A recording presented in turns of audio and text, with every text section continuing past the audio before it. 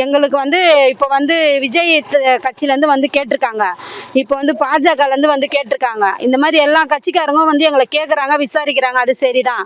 இன்ன வரைக்குமே இப்போ ஆள்ற கட்சி வரல. இந்த தொகுதி எம்எல்ஏ எங்களை என்ன ஏதுன்னு கேட்கல. அப்போ ஓட்டு போடுறதுக்கு மட்டும் நாங்களா?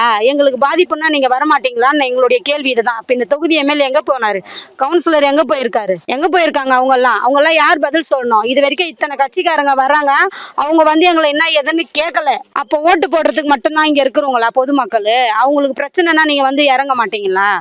எங்களுடைய கோரிக்கை அதுதான். அவனை பிடிக்கணும். எங்க குழந்தைக்கு நடந்த மாதிரி அவங்க வேற எந்த குழந்தைக்கும் நடக்க கூடாது. இல்லைன்னா எங்க குடும்பத்தை சேர்ந்தவங்க யாருன்னா ஒருத்தர் சாகணும். அதுதான் உண்மை.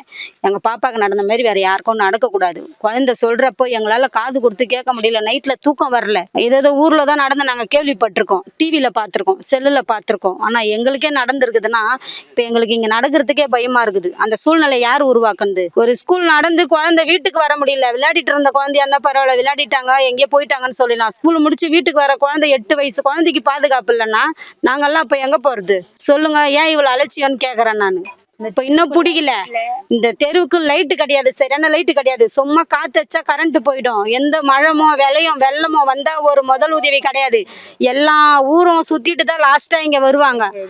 என்ன ஆஸ்பத்திரி? உங்களுடன் ஸ்டாலின் சொல்றாரு. எங்க பிரச்சனையை எங்க கோரிக்கையை தேடி வர்றவர் தான் உங்களுடன் ஸ்டாலின்.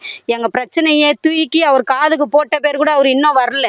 இத்தனை நியூஸ் சேனல் போதே, அவர் ஒரு நியூஸ் கூடமா பார்த்திருக்க மாட்டாரு. சொல்லுங்க, பார்த்துருக்க மாட்டாரா? ஏன் அந்த ஸ்டேஷன்ல கூட ஃபோன் பண்ணி பேசியிருக்கலாமே? எங்களுக்கு டைரக்டா பேசணும்ல, ஒரு இன்ஃபார்ம் மாதிரி பண்ணிருக்கலாமே. சீக்கிரம் ஆகட்டும், பார்க்கலாம், பிடிங்க, டைட் பண்ணலாம், இன்னும் கொஞ்சம் போலீஸ் தர அப்படின்னு கூட நீங்க சொல்லலாமே.